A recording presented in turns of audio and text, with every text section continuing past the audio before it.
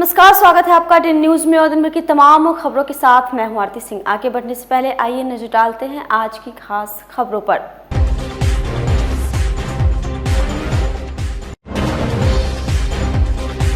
सरैया में cash van से बड़ी लूट में असफल अपराधियों ने चालक को मारी गोली, स्थिति गंभीर।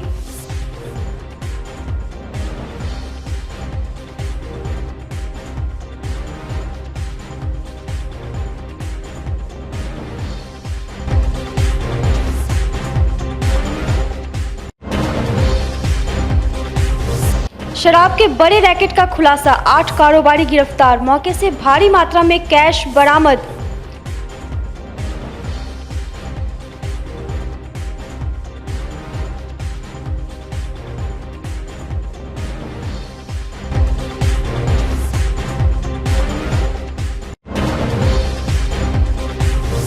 और भगवानपुर के एक होटल में छापेमारी, मौके से 4 युवक युवतियों को पुलिस ने किया गिरफ्तार।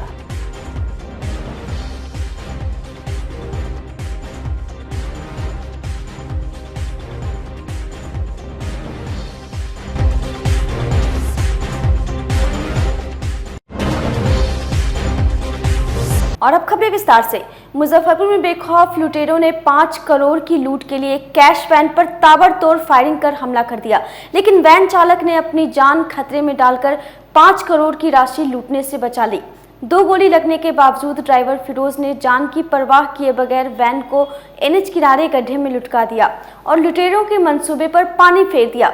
इस दौरान ड्राइवर फिरोज के हाथ में 2 गोली लगी है। उसे इलाज के लिए एक निजी अस्पताल में भर्ती कराया गया है। घटना सरैया थाना के बखरा की है। जानकारी के मुताबिक एसजीएस सिक्योर कंपनी का कैश वैन मिठनपुरा से इंडिया 1 एटीएम में कैश लोड करने के लिए 5 करोड़ की राशि लेकर छपरा जा रही थी। रास्ते में एनएच 722 पर बखरा के पास एक कार में सवार अपराधियों ने हमला कर दिया। चलती गाड़ी पर अपराधियों ने ताबड़तोड़ फायरिंग शुरू कर दिया। चालक फिरोज ने गाड़ी रोकने के बजाय वैन को सड़क किनारे गड्ढे में लुटका दिया। दुर्घटना का शिकार होने की वजह से ड्राइवर बुरी तरह से घायल हो गया। इस बीच स्थानीय लोग जुट गए तो अपराधी अपने कार से फरार हो गए। सूचना मिलने पर सरैया पुलिस मौके पर पहुंची और ड्राइवर फिरोज को आनन फानन में एसकेएमसीएच लाया गया, जहां से उसे एक निजी अस्पताल में रेफर कर दिया गया। एसएसपी जयंत कांत ने इस लूट को बचाने का क्रेडिट अपने एक एएसआई को दिया है। एसएसपी ने कहा कि घटनास्थल से कुछ दूर स्थित पुलिस ने लूट को विफल कर दिया। उन्होंने जल्द ही कांड के उद्भेदन का दावा किया है। क्या स्थिति है आपकी? क्या हुआ था? घटना क्या हुआ था? घटना क्या हुआ था? अभी कुछ नहीं हुआ। हैं? न बोला। अच्छा, कितने की संख्या में था वो सब? वो सब 5-6 था। सबके हाथ में हथियार वगैरह था? हाँ। कहाँ से पीछा करना शुरू किया है? वो कार था, कार तेज चलता है ना। अच्छा, थोड़ा 10 कदम पीछे आया है, वो ओवरटेक किया है हमसे। वो हमसे साइड लिया है, आगे जाकर ब्रेक मारा है। अच्छा, सटा के दम रोका है गाड़ी। फिर उसके बाद में हथियार देखे हैं उसके हाथ में, तो धनाधन फायरिंग करना शुरू कर दिया। हम गाड़ी मैंने भगा दिए। 5-6 आदमी कितने लोग थे आप लोग कार में, कैश वैन वाला गाड़ी में? हम लोग 5 आदमी। इस मामले में वहाँ पर सरैया थाना क्षेत्र में एक कैश वैन थी जिसको कुछ अपराधियों ने लूटने का प्रयास किया था। वहाँ पे मौजूद एक एएसआई की तत्परता से जो है ये प्रयास विफल हो गया और जो क्रिमिनल्स थे उन लोगों ने तुरंत कोशिश की थी, लेकिन वहाँ पे एएसआई ने तुरंत जो है इन्फॉर्म किया और उससे आधा किलोमीटर दूर पे बाकी अन्य लोग मौजूद थे जो कि वहाँ पहुँचे और ये पूरा प्रयास विफल हुआ है। केस में एफआईआर की गई है, आगे का इन्वेस्टिगेशन जारी है। इसमें जो है एक व्यक्ति को गोली लगी है और ऑलमोस्ट अटेम्प्ट हो गया था, लेकिन वहाँ मौजूद थे एक एएसआई मौजूद थे जिनकी वजह से जो है ये पूरा कांड जो है विफल हो गया। ट्रांजिशन डिटेल्स कुछ आया है कैश का? अभी तक के इस बारे में नहीं, वो सील है, उसमें हम लोग ये बात नहीं कर रहे हैं, लेकिन जो इंसिडेंट है कैश वैन के अंदर क्या मौजूद है नहीं मौजूद है उसका वो सील्ड है, वो एकदम ही, और पैसा इंटैक्ट है, कोई भी पैसा गया नहीं है और आगे का फिर हम लोग इसमें मुजफ्फरपुर पुलिस को शराब के एक बड़े सिंडिकेट का खुलासा करने में कामयाबी मिली है। यह सिंडिकेट दूसरे राज्यों से शराब मंगवाकर छोटे कारोबारियों और डिलीवरी पर्सन को मुहैया कराता है। इनके ठिकानों से पुलिस ने 4 लाख और भारी मात्रा में शराब बरामद किया है। काजी मोहम्मदपुर पुलिस की ओर से की गई कार्रवाई में पुलिस को सबसे पहले दीपक नामक धंधेबाज की सूचना मिली। तुर्की का निवासी दीपक कलमबाग चौक इलाके में रहता है और इस धंधे का मास्टरमाइंड है। पुलिस ने जब दीपक को उठाया तो उसकी निशानदेही पर सिंडिकेट के अन्य सदस्य अभिजीत उर्फ ओझा, गिरीश शर्मा, योगेश शर्मा, नया टोला का दीपक, सातपुरा का गोपाल जी और सनीचरा स्थान का राहुल पकड़ा गया। पुलिस को अभिजीत यादव के नगर स्थित आवास से शराब और 4,19,000 रुपए मिले। गिरफ्तार गिरीश शर्मा और योगेश शर्मा का गन्नीपुर में किराना दुकान है और वहीं से ये लोग शराब बेचते हैं। नगर डीएसपी रामनरेश पासवान ने बताया कि इस सिंडिकेट से जुड़े अन्य धंधेबाजों को पकड़ने के लिए कार्रवाई जारी है। विगत रात्रि पुलिस को गुप्त सूचना मिली थी कि शराब व्यवसायी दीपक कुमार हैं एवं अन्य हैं, ये व्यवसाय करते हैं शराब का। उसी के गुप्त सूचना के आधार पे पुलिस के द्वारा रेड किया गया। रेड के दौरान कुछ मात्रा में शराब भी मिला है और 4,20,000 रुपये की भी बरामदगी हुई है। काजी मोहम्मदपुर थाना के द्वारा विधि सम्मत कार्रवाई की जा रही है। कितनी गिरफ्तारी कितनी है? गिरफ्तारी इसमें टोटल 8 गिरफ्तारी है। भिन्न भिन्न मामलों में गिरफ्तारी है। मॉडल ऑपरेंडी कुछ बता पाएँ?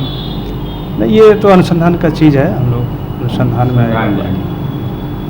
मुजफ्फरपुर में एक आवासीय होटल में अवैध कारोबार का खुलासा हुआ है। सदर थाना के भगवानपुर आईजी कॉलोनी स्थित होटल बजरंग रेजिडेंट में गलत मंशा से पहुंचे लड़के लड़कियों को ठहराकर सेक्स वर्क कराया जाता है।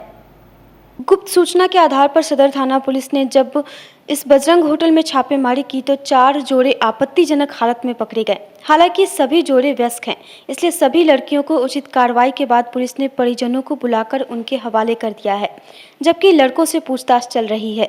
होटल के दस्तावेज छानबीन में पता चला कि यहाँ नियमों को ताक पर रखकर लोगों को ठहराया जाता है। बरामद प्रेमी जोड़ों से संबंधित पूरी जानकारी होटल के रजिस्टर में दर्ज नहीं है, इसलिए होटल के दस्तावेजों को जब्त कर छानबीन की जा रही है। इस बीच एसडीएम कुंदन कुमार के आदेश पर होटल को अगले आदेश तक बंद कर दिया गया है और पुलिस होटल संचालक से पूछताछ कर रही है। लड़कों से भी पूछताछ हो रही है। पुलिस की छानबीन में यह भी पता चला कि पिछले 1.5 माह से इस होटल संचालक ने सदर थाना को ठहरने वाले अतिथियों की जानकारी नहीं दी, जबकि कानूनन प्रत्येक दिन 24 घंटे में ठहरने वाले अतिथियों को पूरी जानकारी अपने थाने को देनी है। एसडीएम कुंदन कुमार और डीएसपी रामनरेश पासवान ने कहा है कि होटल संचालक ने सराय एक्ट का उल्लंघन किया है, इस पर कार्रवाई की जा रही है। देखिए, वहाँ पर कुल मिलाकर के 4 पेयर्स के होने की सूचना मिली थी।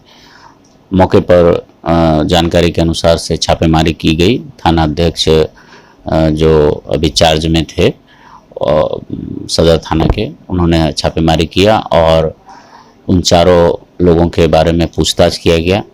पूछताछ के उपरांत सत्यापन के आलोक में उनके गार्जियंस को जो भी लड़कियां थीं उनको सुपुर्द कर दिया गया। कोई संगीन मामला इमोरल ट्रैफिकिंग का या कोई ऐसा गंभीर अवांछनीय वस्तु होटल से बरामद अभी तत्काल होने की सूचना नहीं है। अभी तत्काल थानाध्यक्ष महोदय द्वारा सराय एक्ट के तहत कार्रवाई के लिए अनुरोध किया गया है। अभी फिलहाल होटल का संचालन पर रोक लगा दिया गया है और जांचोपरांत अग्रेतर इस पर निर्देश जारी किया जाएगा। सामान्य बिजनेस है होटल का, उसमें कहीं कोई त्रुटि? जी बिल्कुल, हमको जैसा लग रहा है कि इन जनरल अभी परेशानी है कि जो होटल्स हैं उनके द्वारा प्रॉपरली पंजी का संधारण नहीं हो रहा है और जो एक उनको नियमित रूप से थाने को सूचना देनी है कि उनके यहाँ कौन से अंतेवासी रह रहे हैं, वो इस होटल के द्वारा भी विगत लगभग 1.5 महीने से उपलब्ध नहीं कराया गया है। इसको नियमित करने की आवश्यकता है और ये इसी होटल नहीं बल्कि सभी होटल्स जो जिले में संचालित है उसको नियमित कराया जाएगा। होटल में कुछ सूचना मिली थी पुलिस को कि अवैध ढंग से कुछ पेयर ठहरे हुए हैं। थानाध्यक्ष उस पर जांच करके प्रभारी थानाध्यक्ष जांच किए हैं। उनके द्वारा एसडीएम पूर्वी साहब को लिख करके दिया गया है इस संदर्भ में जांच हेतु। उन्होंने उस पर आदेश दिया है कि तत्काल उस होटल के संचालन पर रोक लगाई जाए और जो त्रुटियां पाई जाएगी उसके अनुसार विधि सम्मत कार्रवाई की जाएगी। कितने कपल्स थे सर अंदर में? 4 कपल्स थे अंदर में। उत्पाद विभाग की टीम को बड़ी सफलता हाथ लगी है। गुप्त सूचना के आधार पर उत्पाद विभाग की टीम ने छापेमारी कर कांटी स्टेशन के समीप से सेब से लदी हुई ट्रक को जब्त किया है। बरामद शराब की कीमत लगभग 40 लाख रुपए आंकी जा रही है। वहीं मौके से एक व्यक्ति को भी गिरफ्तार किया गया है।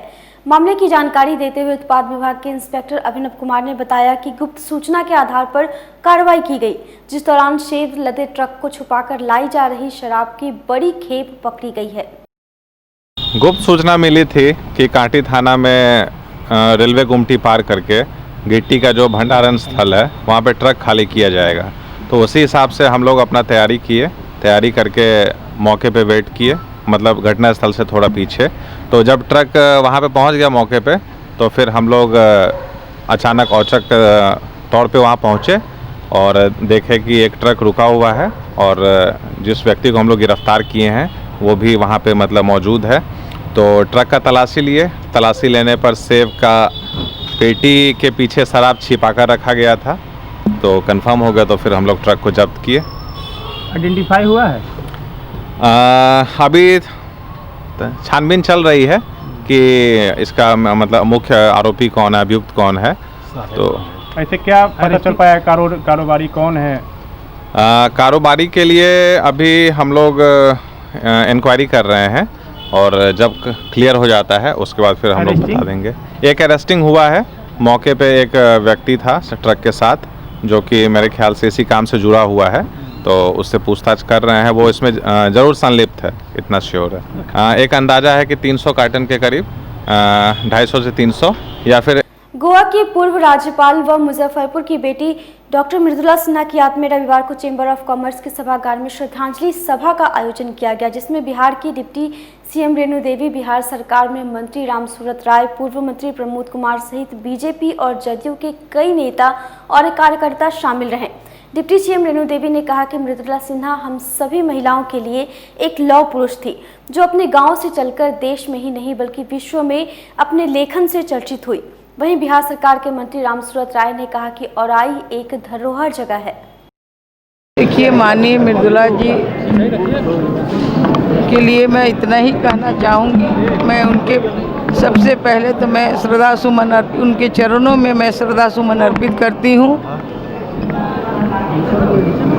मृदुला जी हम सभी महिलाओं के लिए एक लौह पुरुष थी, जिन्होंने अपने पुरुषार्थ से खड़े होकर एक गांव से चल के और पूरे देश का विश्व विख्यात कहिए, जिन्होंने अपने लेखन से विश्व में चर्चित हुई।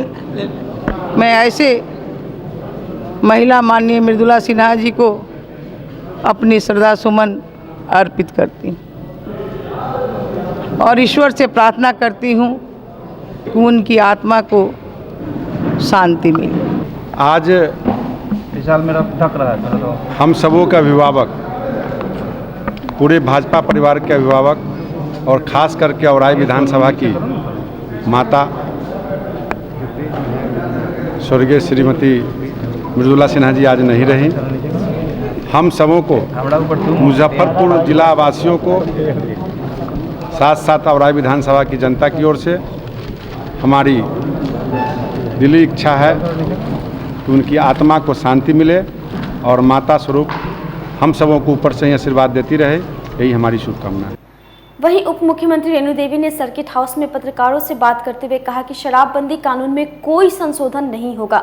अगर बंदी है तो है, अगर हमारी महिलाएं खुश हैं तो उससे फिर क्यों संशोधन। साथ ही उन्होंने कहा कि हमारा एजेंडा विकास है और बिहार को विकसित बिहार बनाना है। उन्होंने यह भी कहा कि मैं युवाओं को हमेशा उद्योग लगाने के लिए भी कहती हूँ। साथ ही मुजफ्फरपुर शहर में जल जमाव को लेकर भी बोली। देखिए, सबसे बड़ी बात है कि एनडीए सरकार को झूठा वादा करने नहीं आता है। एनडीए सरकार को काम करने का होता है, जो कहता है वो करता है। और एनडीए सरकार में हम बता दें कि आज जो इतिहास रचा गया है कि जो हम गरीब, हमारी महिलाएं कभी सोच सकती थी क्या कि हमें शौचालय मिलेगा? हमारी महिलाएं कभी सोच सकती थी क्या कि मुझे उज्ज्वला योजना से गैस मिलेगा? हमारी महिलाएं कभी सोच सकती थी क्या कि जनधन योजना में पैसा आएगा? कितना मजाक उड़ाया गया। हमारी महिलाएं सोच सकती थी क्या कि हमारे बच्चे कोरोना काल में भूखे नहीं मरेंगे? हमारी महिलाएं सोच सकती थी क्या कि हम आज जीविका दीदी बन के 2-2 करोड़ का मास्क बेचेंगे, हम खुद अपने पैर पर सेल्फ बनेंगे? तो ये सारे जो काम है वो 65 वर्षों में नहीं हुआ, और ये सारा काम एनडीए सरकार के माध्यम से हम पूरे देश में, बिहार में हम बनाए। क्या महिलाएं सोच सकती थी कि नल जल मेरे घर में, हम घर में बैठे हुए 400 फीट का हम पानी पिएंगे? तो ये काम दिखाई पड़ता है, गली नली दिखाई पड़ता है, रोड दिखाई पड़ता है। क्या कभी हम लोग जाते थे जब पटना, तो हम लोग अब सारा दिन बेतिया से चलते थे, गाड़ी हम लोग का जहाज पर चढ़ के जाता था। आज वहाँ पर कितने हमारे पुल बन रहे हैं, कितना विकास का काम हुआ। और पूरे बिहार से अगर हम पटना आना चाहते हैं तो 6 से 7 घंटे में हम पटना आ जाते हैं। तो क्या हमें विकास दिखाई नहीं पड़ा? मैं तो उन बच्चों पर तरस खाती हूँ जिन्होंने वोट डाला, ये एम्प्लॉयमेंट के नाम पर, ये उसके नाम पे, क्योंकि ये जो था ये झूठा छलावा है। अगर इस छलावे में अगर कोई नहीं रहता तो जिस समय बिहार सरकार को अगर एनडीए को जो जनमत मिला है और जब वोट हो रहा था उसमें साथ में ही भागीदारी होनी चाहिए थी। क्यों नहीं भागीदारी हुई? इसलिए भागीदारी नहीं हुई क्योंकि ये जनता से छलावा कर रहे थे। देखिए, जितना पक्ष का काम है उतना ही विपक्ष का काम है, क्योंकि विपक्ष आईना दिखाता है तो पक्ष खड़ा होकर काम करता है। अपने में अगर कुछ गलतियां हैं तो सुधार करने का कोशिश करता है, लेकिन यहाँ तो है नहीं, यहाँ तो काम नहीं करना है, झूठे वादे करने हैं, तो उसका क्या उपाय हो सकता है? इसलिए आइए हम सब मिलकर बिहार का विकास करेंगे, इसका संकल्प ले। यही बात करते अपने बात से। शराब में संशोधन होगी क्या? शराब में संशोधन होगा? शराब में क्यों संशोधन होगा? एक बार बंद हुआ तो बंद हुआ। मांझी जी ने सवाल उठाया था कि ये शराबबंदी मामले में कुछ संशोधन किया जाएगा, उसको ढीला किया जाएगा। ऐसा तो मुझे पता नहीं है। मांझी जी का हो सकता है कहीं हमारे कैबिनेट में जब आएगा तब हम लोग देखेंगे, लेकिन एक बार जब बंद हुआ और हमारी महिलाएं खुश है उससे, तो फिर क्या जरूरत है मुझे? महिलाओं का जो व्यापक वोट मिला तो शराबबंदी हुई इसी वजह से मिला। देखिए, महिलाओं की इतनी बड़ी समस्या खत्म हुई, एक शराबबंदी ही नहीं हुआ। उन्हें क्या क्या नहीं मिला? हम अभी गिनती करा रहे थे कि शौचालय मिला, उज्ज्वला योजना मिला, उनको नली गली हुआ, उनके साथ में सुरक्षा का सबसे बड़ी भाव सुरक्षा हुआ। और उस सुरक्षा के कारण ही, क्योंकि पहले 5 बजे 6 बजे के बाद जब बेटा नहीं घर में आता था, पति घर में नहीं आता था, तो चिंता लगता था कि मेरा बेटा पति कहाँ है। वो 9-10 बजे रात का तो निकल ही नहीं सकती थी, 7 बजे नहीं अपने घर में कुंडी लगाती थी, और आज 12 बजे 1 बजे रात को घूम रही हैं। तो एक बड़ी समस्या उनका खत्म हुआ है और आज़ाद हैं और दिन रात आती हैं। आज जीविका दीदी के माध्यम से इतना काम कर रही हैं, चाहे वो कृषि के क्षेत्र में हो, चाहे उद्यमी के क्षेत्र में हो, हर क्षेत्र में काम कर रही है, चाहे डेयरी के क्षेत्र में हो, चाहे जलकर के क्षेत्र में हो। तो जो इतना बड़ा काम करे वो जारी रहेगा और निश्चित जारी रहेगा। एक बार फिर चोरों ने बंद घरों में जमकर तांडव मचाया है। शुक्रवार की रात मिठनपुरा के मालीघाट मेहता कॉलोनी स्थित मिडिल स्कूल के हेडमास्टर के घर का ताला तोड़ कैश और ज्वेलरी पर हाथ साफ कर दिया। हेडमास्टर मृत्युंजय कुमार ने बताया कि वे सब छठ करने सकरा के सुस्ता गांव गए हुए थे। इसी दौरान चोरी की घटना को अंजाम दिया गया। इतना ही नहीं, घर में 2 किराएदार निरंजन मिश्रा और पांडे जी के घर का भी ताला तोड़ नकदी समेत लगभग 6 लाख की संपत्ति पर चोरों ने हाथ साफ कर दिया। वहीं थाने में मामला दर्ज होते ही मिठनपुरा पुलिस मामले की तफ्तीश में जुट गई है। हम लोग छठ में गए हुए थे अपने घर, सकरा थाना में सुस्ता मेरा घर है, वहीं पर छठ कट के वहीं पर थे तो यहाँ से हमको फ़ोन गया। बच्चे लोग देखे कि अंकल गेट का ताला टूटा हुआ नज़र आ रहा है। फिर जब आए देखे तो पूरा मेरे फ्लैट का ताला टूटा हुआ था, मेरा वार्डरोब वगैरह टूटा हुआ था और उसमें जो घर खर्चा का पैसा या वाइफ का ऑर्नामेंट्स था वो सब गायब था। ऊपर में भी 2 किराएदार रहते हैं, डीएवी मालीघाट के टीचर हैं। एक निरंजन सर हैं और एक पांडे सर हैं। उनके फ्लैट का भी ताला टूटा हुआ था और उनका भी गोदरेज तोड़ के उसमें के जो वैल्यूएबल था ऑर्नामेंट्स वगैरह उनका भी सामान सब सारा गायब है। पुलिस आई थी? पुलिस में आई थी, मिठनपुरा थाना हम लोग गए थे, वहाँ पर आवेदन दिए हैं, पुलिस आई है, जांच पड़ताल करके गई है। असामाजिक तत्वों का अड्डा भी रहता है क्या इधर? अब ऐसे तो देखिए सर, हम तो शिक्षक हैं, हमारा तो बस केवल यहाँ बच्चों की पढ़ाई के लिए रहते हैं, दिन भर बाहर रहते हैं, ऐसा तो हमको नज़र नहीं आता है। आपका क्या नुकसान है? हमारा नुकसान घर खर्चा के लिए 20,000 के आसपास रुपया रहा होगा घर में, वो और वाइफ का एक सिकरी था और 2 कान में का 2 अंगूठी और 2 ठो पायल था। हाँ वो होगा, और साड़ी वगैरह भी है, वो तो आएंगे तो देखेंगे कि कुछ। और किराएदार का क्या है? उनका भी यही कहना, उनसे फ़ोन पर जो बात हुई है वो बोले हैं कि गोदरेज में हमारा सारा ऑर्नामेंट्स का सेट वगैरह था। हाँ 5 लाख के आसपास का वो बोल रहे हैं। कैश भी 12,000 बताया। रविवार को हथौड़ी के खानपुर चौक से लेकर हथौड़ी तक वैशाली में हुई घटना के विरोध में छात्र राजद और भाकपा माले के कार्यकर्ताओं ने कैंडल मार्च निकाला। वहीं मौके पर उपस्थित छात्र राजद अध्यक्ष मोहम्मद फैजल ने कहा कि वैशाली की भी बेटी के साथ जो घटना हुई वो शर्मसार है। बिहार सरकार पीड़ित लड़की की मां को या परिजनों में किसी को सरकारी नौकरी दे, साथ ही 25 लाख रुपए मुआवजा दे और आरोपियों को कठोर से कठोर सजा दी जाए ताकि भविष्य में इस तरह की घटना न हो सके। वैशाली की बेटी गुलनाज के साथ लोगों ने दरिंदगी करके और उसको किया और उसको मारने का काम किया। उसके विरोध में आज हमारे तमाम साथी युवा साथियों ने कानपुर से लेकर के हथौड़ी तक कैंडल मार्च निकालने का काम किया। हम लोगों का मुख्य मांग है कि वैशाली की बेटी गुलनाज के परिवार को कम से कम 25 लाख रुपए मुआवजा दिया जाए और उसके अलावा उसके माँ या उसके परिवार में किसी एक व्यक्ति को सरकारी नौकरी दिया जाए। साथ ही गुलनाज के साथ जो दरिंदगी किया है उसको फांसी की सजा दी जाए ताकि जो आने वाले समय में इस तरह की घटना न हो सके। और रविवार को दर्जी टोला चंदवारा स्थित मजलिस 6 माही नसीमा बानो मरहुमा के दौलत खाने पर मजलिस के कार्यक्रम का आयोजन किया गया, जिसमें मौलाना असद यावर ने फरमाया कि इंसान की परवरिश के लिए खुदा ने माँ के आगोश को चुना है क्योंकि माँ से मोहब्बत की तस्वीर होती है। नबी करीम ने फरमाया है कि माँ के कदमों तले औलाद की जन्नत है। इसका ये मतलब है कि बगैर माँ को राजी किए जन्नत नहीं मिल सकती है। बाद में मजलिस मुस्लिम पर्सनल लॉ बोर्ड के vice president doctor Kalbe Sadiq के सेहत व सलामती की दुआ मांगी गई। आज वो जनाब प्यारे हैदर साहब की अहलिया मरहुमा यानी दुलारे जौनी शहनशाह साहब बॉबी वगैरह की वालिदा के मौत को 6 महीना पूरे हुए, उनके इसाले सवाब की मजलिस की गई थी। तो ये मजलिस में तमाम शहर और शहर से अलावा लोग जो आए, उसमें तमाम मोमिनीन मोमिनात के सामने मैंने यानी सैयद असद यावर ने मजलिस खिताब की और मजलिस खिताब करते हुए पूरी दुनिया को माँ की अज़मत बताई कि माँ का एहतराम करना, माँ का ख्याल रखना, माँ की खिदमत करना, माँ की इताअत करना हर मुसलमान ही नहीं हर इंसान पर फ़र्ज़ है, वाजिब है, ज़रूरी है, लाजिम है। ये बताया जिसको मोमिनीन ने सराहा भी और तमाम दुनिया इंसानियत के वास्ते, मुसलमानों के वास्ते, शियान हैदर करार के वास्ते और पूरे खल्क़ खुदा के वास्ते दुआ कराई गई कि अल्लाह सबको इस कोरोना मर्ज़ और कोविड-19 से महफूज रखे। बिलखुसूस आज की खबरों में बस इतना ही। कल फिर मिलेंगे कुछ नई खबरों के साथ। तब तक के लिए हमारी न्यूज़ टीम को दीजिए इजाज़त। नमस्कार।